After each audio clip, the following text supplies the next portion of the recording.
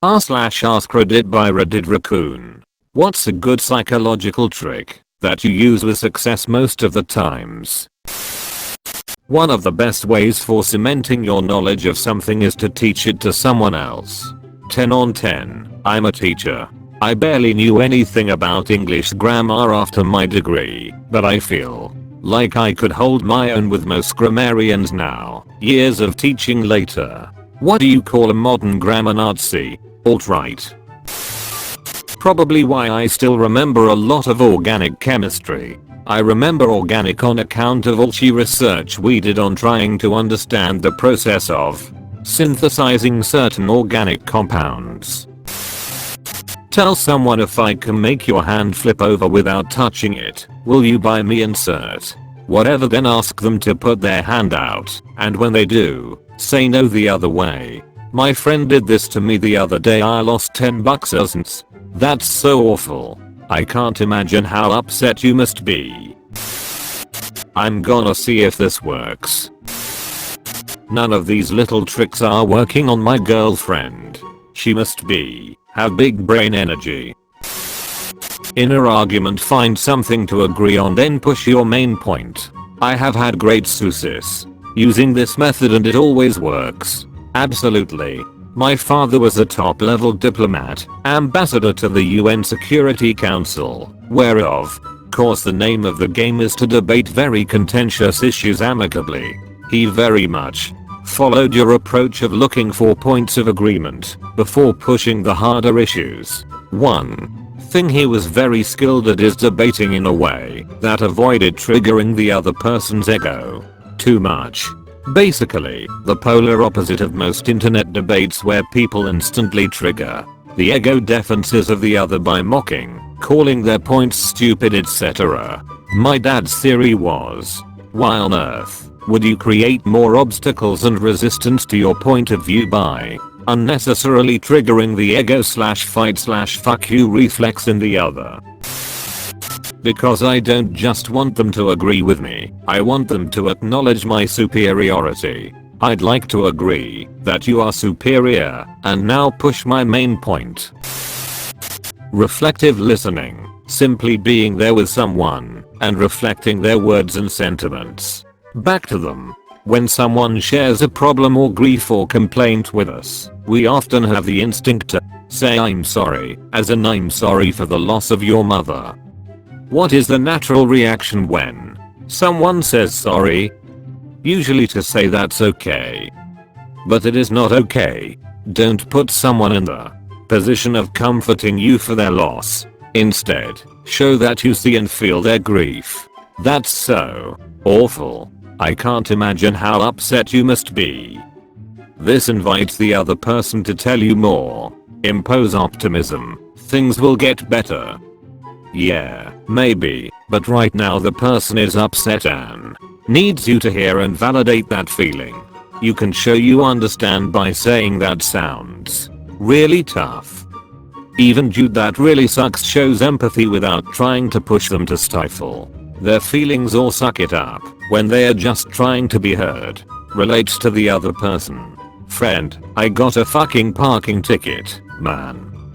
You, that's the worst. I got a parking ticket yesterday too, man. This may be appropriate later in the conversation, but it shouldn't be your first reaction to make it about you. Stay with them. Oh, no. What happened? Invites them to tell you more. If a complaint, be defensive or apologize immediately. Acknowledgement is important. I really fucked up. That was an error on my part. Or if you feel you didn't do anything wrong, at least I can see why you're upset with the situation. In each of these situations, you can use reflective listening to show that you hear the other person and you're with them in their feelings. You're validating their anger/grief and allowing them the safety of being in it with you before moving on. I use this with kids all the time. Instead of "you're okay" pet peeve, we can help kids label and understand their feelings by saying "I see you're really upset right now." This gives them the vocabulary to express themselves rather than resorting to undesirable behaviors like hitting. Edit. Thank you sincerely for the golden positive feedback.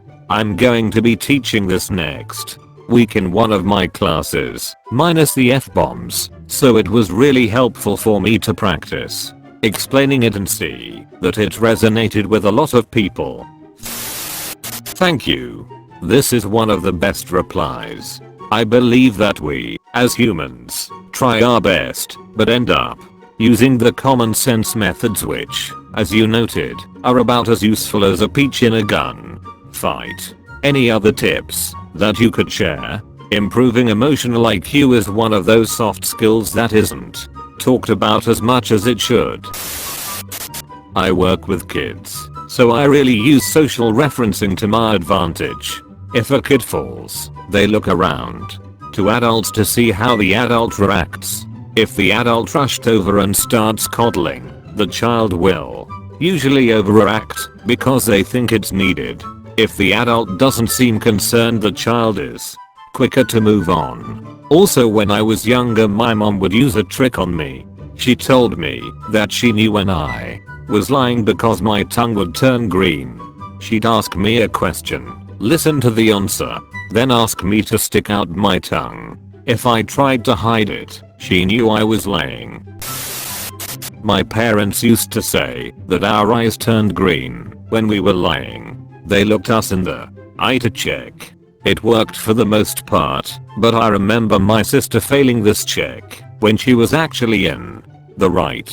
She went ballistic, rightly so, and mum and dad agreed that the green was a reflection of something or other. I told my daughter that she had a blue dot on her forehead when she was lying that only mommy and daddy could see. She would slap her little hand on her forehead before telling me how the marker really got on the wall.